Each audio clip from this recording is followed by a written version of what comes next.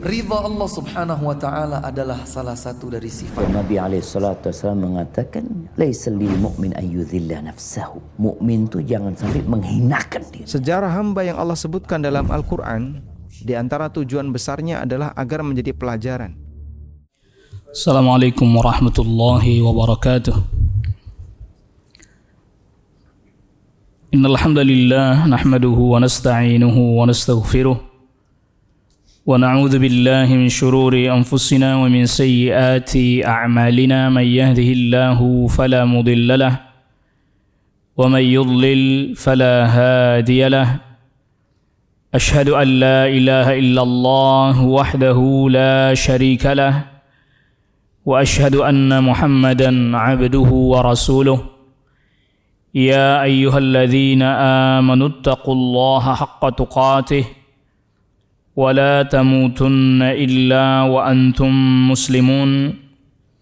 Ya ayyuhan nasu taqu rabbakumul ladzi khalaqakum min nafsin wahidah wa khalaqa minha zawjaha wa batha minhuma rijalan katsiran wa nisaa'a واتقوا الله الذي تساءلون به والأرحام إن الله كان عليكم رقيبا يا أيها الذين آمنوا اتقوا الله وقولوا قولا سديدا يصلح لكم أعمالكم ويغفر لكم ذنوبكم ومن يطع الله ورسوله فقد فاز فوزا عظيما أما بعد معاشر الحاضرين جماعة أعزكم الله. Pada pertemuan kita di kesempatan siang hari ini, pembahasan kita pada pembahasan terkait dengan risalah Al-Usul Ats-Tsalatsah. Kita sudah masuk di bagian akhir dari risalah ini di halaman ke-54 dan 55 serta 56. Pada halaman ke-54 berkata Asy-Syaikh rahimahullahu taala, وافترض الله على جميع العباد الكفر بالطاغوت والإيمان بالله. Allah mewajibkan kepada semua hamba agar kufur, ingkar terhadap taghut dan beriman hanya kepada Allah saja. Ini sebagaimana di dalam surat Al-Baqarah ayat 256. La ikraha fid din qad tabayyana ar-rusydu minal ghayy faman yakfur bit-taghuti wa yu'min billahi faqad istamsaka bil 'urwatil wuthqa la infisama laha wallahu sami'un 'alim. Siapa orang yang kufur terhadap taghut, beriman kepada Allah, maka dia telah berpegang dengan tali yang kokoh yang tidak akan terurai, yaitu tauhid la ilaha illallah, dan Allah maha mendengar lagi maha melihat. Jadi tidak bisa tegak tauhid tanpa kufur terhadap taghut. Maka di suratul Baqarah ayat 256 ini Allah sebut faman yakfur bit-taghut, siapa orang yang kufur kepada taghut, itu disebut lebih dahulu. Lalu dia beriman kepada Allah. Ini artinya bahwa iman kepada Allah, tauhid, tidak akan tegak tanpa kufur terhadap taghut. Dan ini makna la ilaha illallah juga. Jadi siapa orang yang kufur terhadap taghut, itu maknanya sama dengan la ilaha. Lalu kemudian wa yu'min billah sama dengan maknanya dengan illallah. Jadi kalimat tauhid maknanya tercakup juga di dalam ayat ini. Kita menolak segala sesuatu yang diibadahi selain Allah, yang ditaati, yang diikuti selain Allah Rabbul Alamin, dan hanya beribadah, tunduk, taat semata-mata hanya kepada Allah semata. Oleh karena itu berkata Al-Imam Ibnul Qayyim, qala Ibnul Qayyim rahimahullah, ma'na at-taghut ma tajawaza bihil 'abdu haddahu min ma'budin aw matbu'in aw muta'in. Yang dimaksud dengan taghut adalah segala sesuatu yang diperlakukan oleh hamba dengan melampaui batas. Apakah itu dengan diibadahi, diikuti, atau ditaati. Di dalam definisi ini, Al-Imam Ibnu Qayyim rahimahullahu taala menyebutkan bahwa taghut itu adalah yang melampaui batas. Melampaui batas dalam hal apa? Disembah, diibadahi. Melampaui batas dalam hal diikuti. Melampaui batas dalam hal ditaati. Dan definisinya Al-Imam Ibnu Qayyim ini itu diambil dari ayat-ayat Al-Qur'an.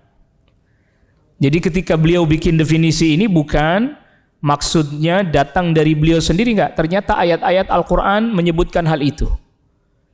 Misalnya di surat Az-Zumar ayat ke-17, ini terkait yang diibadahi.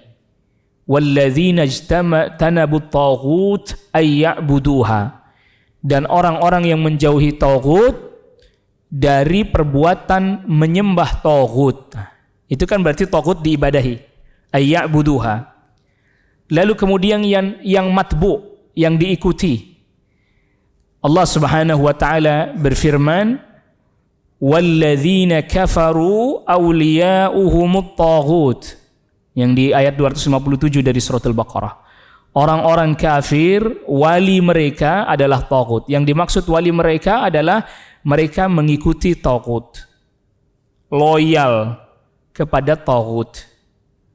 Begitu juga Allah berfirman di dalam surat An-Nisa ayat ke-76, yuqatiluna fi sabilit taghut. Mereka berperang, orang-orang kafir berperang di jalannya taghut dalam rangka untuk mengikuti taghut. Ini makna yang kedua, al-matbu. Yang ketiga, al-muta, yang ditaati dalam masalah hukum. Allah Subhanahu wa taala berfirman di surat An-Nisa ayat ke-60, yuriduna ayyatahakamu ila taghut. Mereka hendak berhukum kepada taghut. Artinya apa? Taat kepada taghut.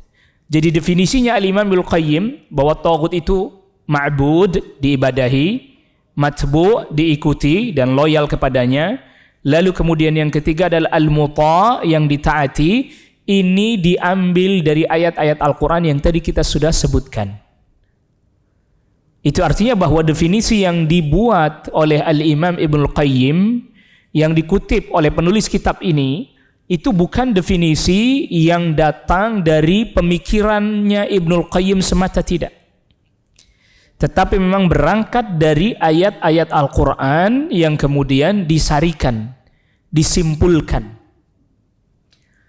Sebagaimana ketika para ulama menyebutkan tauhid itu ada tauhid rububiyah, uluhiyah, al-asma was sifat, itu bukan dari pemikiran, bukan, tapi diambilkan dari dalil-dalil Al-Quran yang lalu kemudian dikelompokkan, disimpulkan. Baik, kita lanjutkan dulu perkataan Asy-Syaikh di sini. Wat tawaghitu katsirun, dan taghut itu banyak.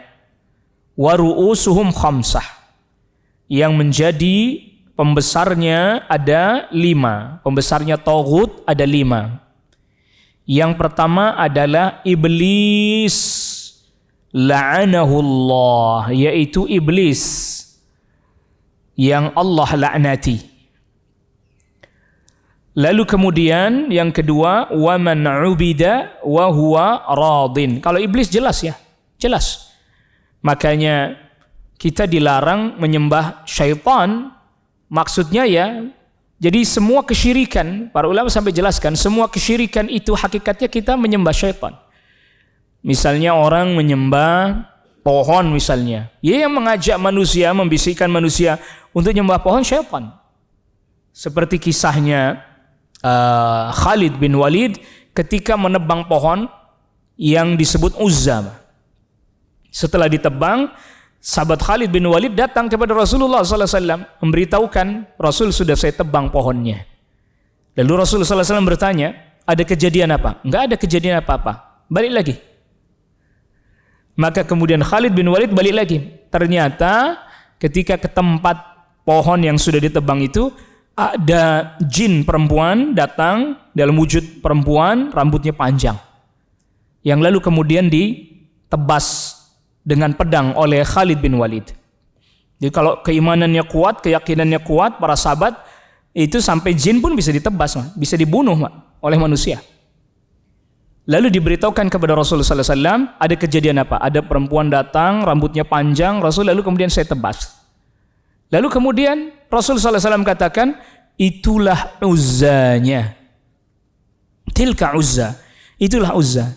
Maka pohon-pohon itu hanya dijadikan media oleh syaitan untuk menyesatkan manusia. Hakikatnya yang mereka sembah bukannya batu, bukannya kayu, pohon, bukan. Hakikatnya yang disembah oleh mereka adalah apa? Syaitan. Anak buahnya iblis itu. Maka oleh karena itu tidak aneh kalau yang pertama gembongnya taghut iblis.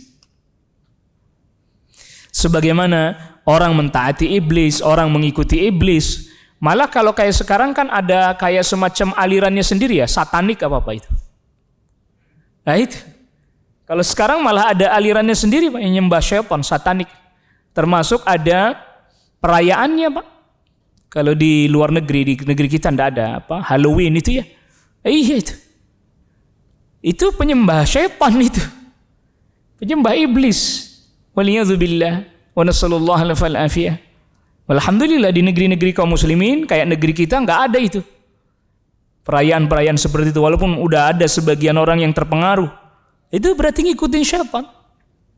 Nasallallahu al-afiyah. Yang kedua, wa man 'ubida wa huwa radin. Orang yang ridha disembah. Jadi dia masih hidup atau dia mengajak manusia untuk menyembah dirinya. Atau manusia, dia nggak mengajak manusia untuk menyembah dirinya, tapi ketika manusia menyembah dirinya, dia ridha.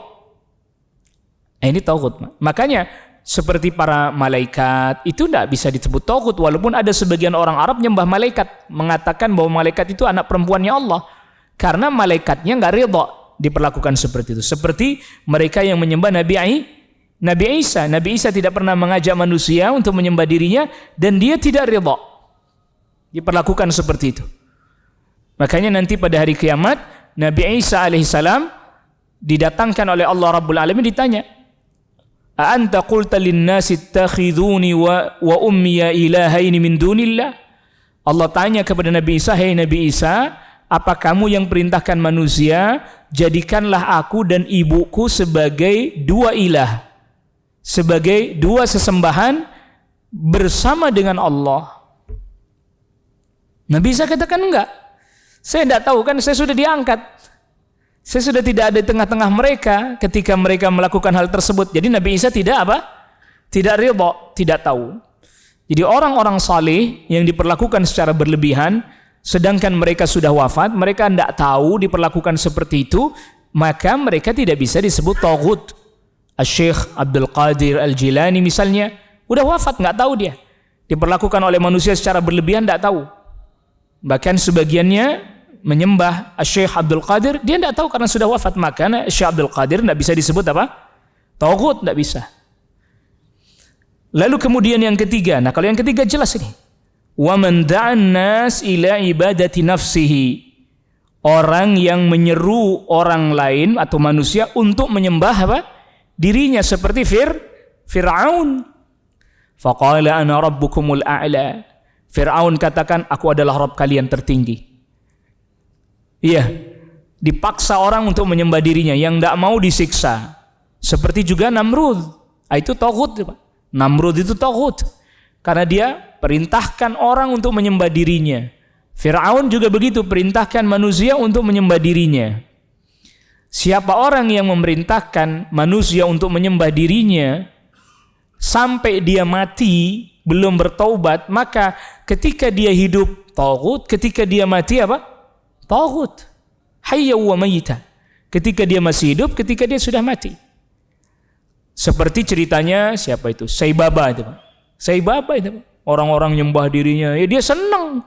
Ridha berarti dia. Kalau dia menyeru kepada manusia agar supaya melakukan hal itu kepada dirinya, jelas tuh taghut ya. Sampai matinya masih disembah misalnya, iya jelas taghut ya. Atau seperti Abu Jahal. Rasulullah SAW pernah mengatakan bahwa Abu Jahal adalah taghutu hadhil ummah, taghutnya umat ini. Padahal Abu Jahal Fir'aunu hadhil ummah, Abu Jahal Fir'aunnya umat ini. Padahal Abu Jahal tidak memerintahkan manusia untuk menyembah dirinya kan? Sedangkan Fir'aun memerintahkan manusia untuk menyembah apa? Dirinya. Kenapa kemudian dia disebut Fir'aunu hazihil ummah? Fir'aunnya umat ini. Padahal Abu Jahal tidak pernah memerintahkan manusia untuk menyembah dirinya sebagaimana Fir'aun melakukan hal itu. Abu Jahal memaksa manusia untuk bertahan pada kesyirikan. Walaupun tidak menyembah dirinya, tapi dia memerintahkan manusia, menyeru manusia agar bertahan kepada apa? Kesyirikan. Bertahan dengan tradisi yang dimana tradisi itu isinya kesyirikan. Maka Rasulullah SAW mengatakan Fir'aunu hazil ummah. Abu Jahal itu Fir'aunnya umat ini. Kenapa? Dia punya power, dia punya kekuatan, dia punya pasukan juga.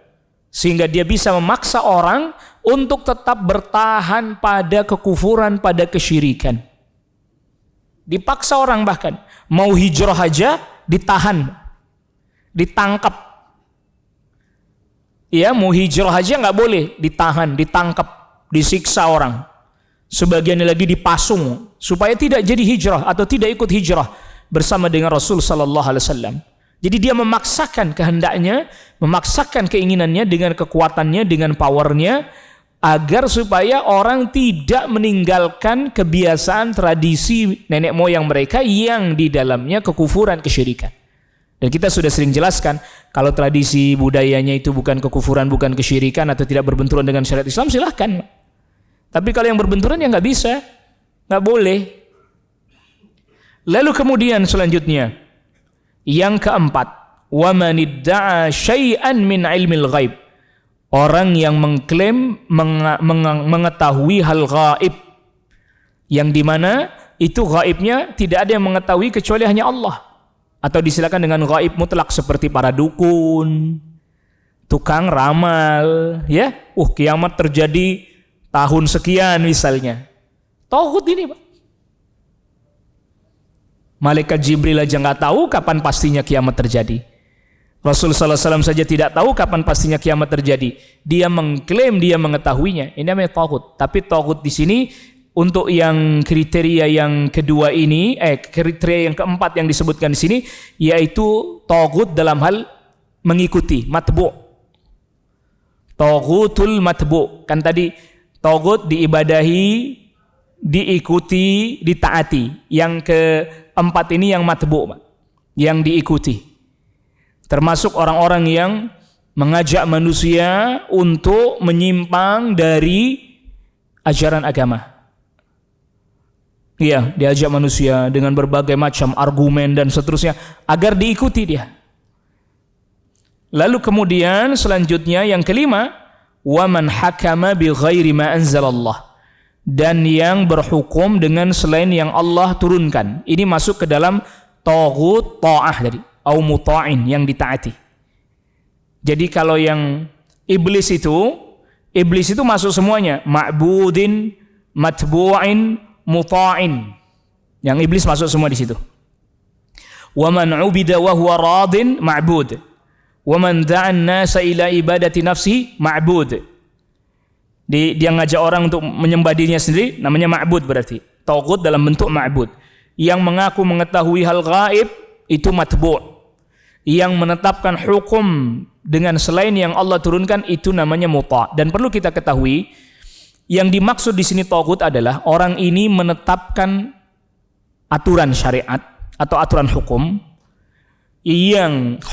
yang dia tetapkan menyelisihi aturan Allah, hukum Allah dan Rasulnya, dan dia mengatakan bahwa hukum yang dia tetapkan sama dengan hukum Allah dan hukum Rasulnya atau lebih baik. Ya, maka ini orang tauhid. Tapi kalau orang ini menetapkan hukum, dia tahu itu keliru, dia salah, tapi gimana lagi ya, saya tidak enak sama orang dan seterusnya, dia bukan tauhid, bukan, tapi dia telah berbuat kemaksiatan, dosa besar. Ada orang kan tahu, ini tahu sih salah, tapi gimana lagi ya, saya nggak enak sama orang, udahlah saya tetapkan begini saja, itu dosa, dia tidak tauhid. Tapi kalau dia tetapkan hukum itu jelas bertentangan dengan syariat Allah dan Rasulnya, dia yakini itu sama dengan hukum Allah dan Rasulnya, dia yakini bahkan hukum yang dia buat atau yang dia tetapkan itu lebih baik daripada apa? Hukum Allah dan Rasulnya, lalu dia paksa manusia untuk mengikuti hukum itu, mentaatinya, taubat dia. Maka di sini ada 3 masalah. Ada 3 masalah. Kita perlu jelaskan secara ringkas saja, tetapi mudah-mudahan poin pentingnya kita tangkap. Masalah berhukum dengan selain hukum Allah ini ada 3 masalah. Yang pertama adalah al-musyarri', pembuat hukum. Pembuat hukum. Al-musyarri', yang bikin hukum, yang merumuskan hukum. Kalau dia, tadi hukumnya, kalau dia menetapkan atau membuat hukum itu menyelisihi aturan Allah dan Rasulnya, dia yakini sama dengan hukum Allah dan Rasulnya atau bahkan lebih baik, jelas dia takut. Karena dia bikin peraturan. Yang kedua, dia membuat aturan hukum tahu bahwa aturan ini bertabrakan dengan aturan Allah dan Rasulnya. Tapi ya tadi karena faktor gimana yang nggak enak, mana ya, tapi ya udahlah kita bikin aturan begini aja. Itu zulm, kezaliman, Pak. Kezaliman, kefasikan, kezaliman. Atau dia bikin aturan hukum itu sesuai pesanan sogokan. Udahlah, bikin aja peraturannya begini. Nih, bayar, sogok. Tapi kan ini bertentangan ya. Ah, udahlah, nggak apa-apa lah. Dapat uang ini, itu. Itu juga dosa besar. Tapi tidak sampai kufur, tidak sampai dia menjadi takut. Yang kedua, masalah kedua. Jadi setiap masalah ini perinciannya 3 seperti ini, sama ya. Yang menetapkan hukum, Pak. Dia bukan bikin hukum. Sudah jadi di perundang-undangan, udah jadi buku undang-undangnya, dia jadi hakim. Tuh gimana nih ya? Ini undang-undang ini, di hukum perundang-undangan yang ditetapkan ini, yang dibuat ini bertentangan dengan syariat. Lalu saya tetapkan ini karena ini sama dan lebih baik dari hukum Allah, kufur dia. Lalu dia paksa orang untuk tunduk, taubat. Tapi kalau tadi karena kedudukan jabatan, karena uang, sogokan, zalim. Tidak sampai pada kufur, tidak juga disebut taubat. Yang ketiga, masalah ketiga. Masalah kedua tadi hakimnya. Masalah pertama yang bikin hukumnya. Masalah yang ketiga adalah mutahakim, orang yang datang untuk diberikan keputusan hukum. Dia bukan orang yang bikin hukum, dia juga bukan orang yang menetapkan dan memutuskan hukum. Dia datang minta keputusan apa? Hukum. Namanya mutahakim. Maka di sini ada musyarri yang bikin syariat, bikin hukum, ada hakim yang menetapkannya, ada mutahakim yang datang minta berhukum. Apabila seseorang datang minta berhukum dan dia tahu hukum yang akan ditetapkan pada dirinya bertentangan dengan aturan Allah dan Rasulnya, dia meyakini bahwa itu sama dengan hukum Allah atau lebih baik, dia kufur. Tapi tidak jadi takut, dia kufur, keluar dari keislamannya. Kalau dia tidak meyakini hal tersebut, tetapi karena faktor lebih menguntungkan, Pak. Misalnya saya datang ke hakim, yang hakimnya ini kita tahu nih keputusan hukumnya berdasarkan keputusan hukum ABCD yang itu bertentangan dengan syariat, tapi menguntungkan saya. Untung nih buat saya ini. Ini zalim, nggak boleh, kefasikan, tidak boleh. Nah, ada kondisi yang selanjutnya, Pak. Kondisi darurat terpaksa. Darurat terpaksa dia. Misalnya ada komunitas kaum muslimin tinggal di negeri kafir misalnya, di Amerika dan seterusnya. Lalu ada satu kejadian, Pak. Katakanlah misalnya tanah mereka diserobot gitu sama orang lain. Kalau dia lapor ke hakim, pasti diterapkan padanya hukum yang tidak sesuai dengan apa? Aturan syariat. Tapi kalau dia tidak datang kepada hakim, maka dia akan diperlakukan seperti itu terus-menerus. Berarti kan mau nggak mau nih, akhirnya datang ke hakim. Dia datang ke hakim, dia diputuskan menang katakanlah, itu boleh karena darurat, tetapi dia tidak boleh mengambil dari hasil keputusan itu kecuali yang sesuai dengan haknya saja. Misalnya tanahnya dia 1 hektar diserobot orang, lalu hakim putuskan, maka saya putuskan Anda menang di pengadilan, maka orang yang nyerobot tanah ini harus mengembalikan tanah Anda 1 hektar, harus membayar sekian ribu dolar misalnya. Itu yang boleh dia ambil hanya yang tanah 1 hektar saja, 1.000 dolarnya dia nggak ambil. Udah biarin, nggak usah ini. Saya butuhnya tanah saya kembali aja. Itu tentang jadi mutahakim. Maka di sini secara garis besar terkait dengan berhukum dengan hukum selain Allah kepada hukum selain Allah, itu ada 3 keadaan, kondisi yang menetapkan aturan, yang maksudnya membuat aturan, lalu kemudian yang menetapkannya, eksekusi, tetap, vonis, dan yang ketiga yang minta hukum. Nah, adapun sebagian peraturan-peraturan yang tidak bertentangan dengan syariat, lalu lintas, itu enggak bertentangan syariat, enggak ada, Pak. Itu namanya maslahat mursalah. KTP, bikin paspor, administratif kan itu. Kemudian surat nikah. Maka itu tidak bertentangan dengan aturan syariat. Maka keliru kalau sebagian orang seringkali begini, yang ingin kenapa saya jelaskan agak detail, karena ada semacam di negeri kita tuh ada sesuatu yang seringkali disebarkan seolah-olah menakutkan, tapi sebenarnya nggak ada itu. Yang menakutkan itu nggak ada. Jadi kayak hantu, padahal hantunya nggak ada gitu. Oh, jangan belajar, ini bahaya nih kalau udah belajar tentang tauhid ini. Padahal istilah tauhid Al-Quran yang menyebutkan itu, Pak. Bukan Ibnul Qayyim, bukan juga Syekh Muhammad bin Abdul Wahab, bukan. Memang istilah itu ada di dalam Al-Quran tadi. Kita sudah sebutkan tadi. Bahkan ada di 8 tempat di dalam Al-Quran kata tauhid itu tersebutkan. Di 8 tempat. Bayangkan, bukan cuma di 1 tempat, di 8 tempat yang kita, waktu yang sempit ini kita tidak sebutkan seluruhnya. Ada di 8 tempat di dalam Al-Quran disebut kata tauhid. Yang itu maknanya sudah dijelaskan oleh para ulama. Tadi sudah kita katakan, maka manusia tidak boleh memperlakukan orang lain dengan melampaui batas, apalagi memperlakukan dirinya sendiri melampaui batas, atau orang lain memperlakukan dirinya dengan melampaui batas. Tuh lihat, ini ada 3 kasus juga nih. Orang lain tidak boleh memperlakukan diri kita melampaui batas. Kita juga nggak boleh memperlakukan orang lain melampaui batas, apalagi kita sendiri mengangkat diri sendiri melampaui batas, tidak boleh.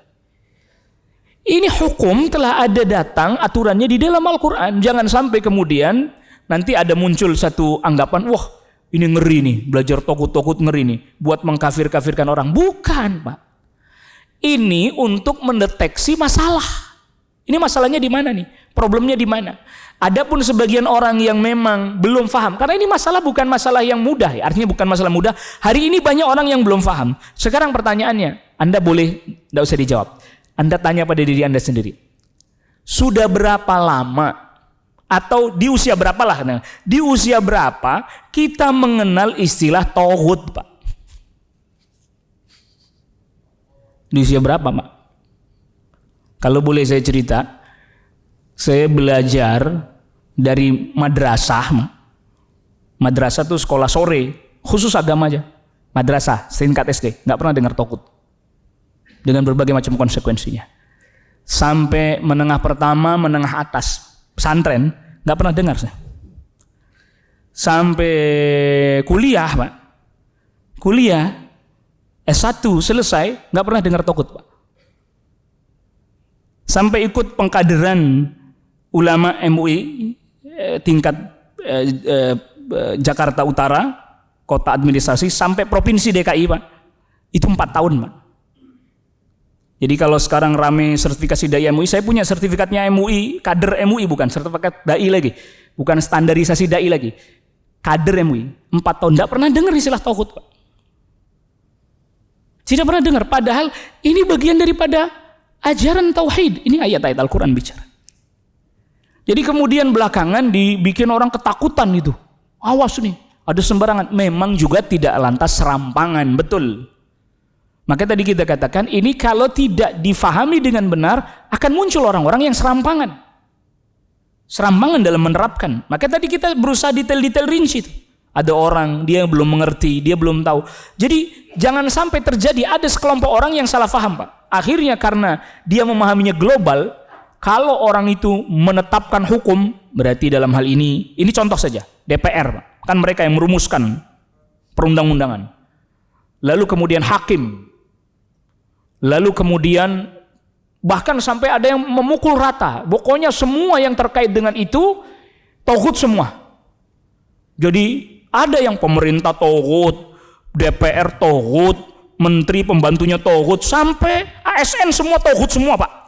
Ada yang begitu pemahamannya ada. Karena tadi dia tidak memahami dengan benar konsep ini. Maka tadi kita sudah perinci. Ada yang memang dia cuma ikut-ikutan, ada yang memang apalagi yang belum tahu, belum mengerti. Maka tadi kita katakan di usia berapa kita baru dengar pembahasan tentang tauhid ini, di usia berapa? Jadi jangan sampai terjadi salah faham. Memang ada yang ekstrim tadi, salah memahami, dipukul rata semuanya. Sampai akhirnya ini jalanan yang dibikin bangun pemerintah, jalanan tauhid katanya. Lah terus dia mau lewat mana coba? Itu bener ada loh, Pak. Sampai ada satu komunitas kaum, mudah-mudahan udah hilang. Saya pernah dapati di satu daerah, saya tidak teringat. Itu sampai kampungnya itu nggak punya KTP, Pak. Nggak punya KTP, nggak ada RT RW, tauhid semua katanya. Lah terus mau haji gimana ini? Allahu Akbar. Ini salah faham ini, maka harus diluruskan. Jadi jangan kita jadi orang yang terlampau ekstrim menolak, tapi juga jangan lantas kemudian menghilangkan. Ini nggak usah bahas tauhid, nggak usah. Itu menolak ekstrim atau yang menetapkan dengan cara yang juga serampangan. Akhirnya semua dianggap tauhid semuanya. Nauzubillah, nasallallahu alaihi wasallam. Kita lanjutkan sedikit sini.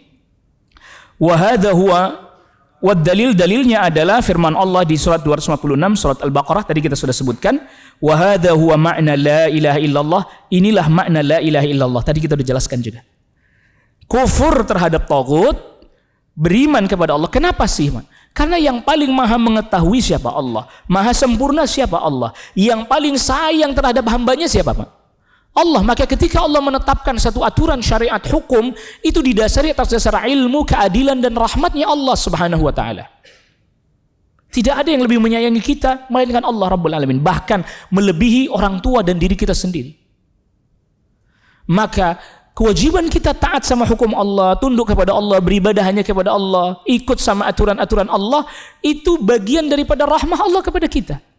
Bukan Allah yang butuh kita, bukan. Allah sayang kepada hambanya agar hambanya tidak jatuh pada keburukan, kemadaratan, apalagi sampai diazab nanti di neraka. Allah perintahkan kita untuk mengikuti hal itu, bukan untuk bencana bagi diri kita, bukan. Jadi kita belajar tauhid ini, tentang tauhid ini bukan untuk nuding orang. Yang pertama kita dulu, kita mau tunduk, kita mau taat, kita mau beribadah hanya kepada Allah, berserah diri kepada Allah, bukan untuk ngeker-ngeker orang, mantau-mantau orang, wah dia tauhid. Enggak, bukan. Yang pertama untuk introspeksi diri sendiri, dan itu yang paling penting. Dan Nabi SAW katakan, ra'sul amril Islam wa amuduhu salah wa dzirwatu sanamihil jihadu fi sabilillah. Pokok dari segala urusan adalah Islam, tiangnya adalah salat. Islam di sini tadi beriman kepada Allah dan kufur terhadap tauhid, dan tiangnya adalah salat, dan puncaknya adalah berjihad di jalan Allah. Wallahu a'lam wa sallallahu ala Muhammadin wa alihi wa sahbihi wasallam. Ini kita cukupkan kajian kita dan pembahasan kita pada risalah Al-Usul Ats-Tsalatsah sudah selesai, tapi masih ada satu risalah lagi dalam buku ini, yaitu Usul Sittah. Insyaallah kita lanjutkan di pembahasan selanjutnya. Subhanakallahumma bihamdik, asyhadu an la ilaha illa anta astaghfiruka wa atubu ilaik. Wassalamualaikum warahmatullahi wabarakatuh.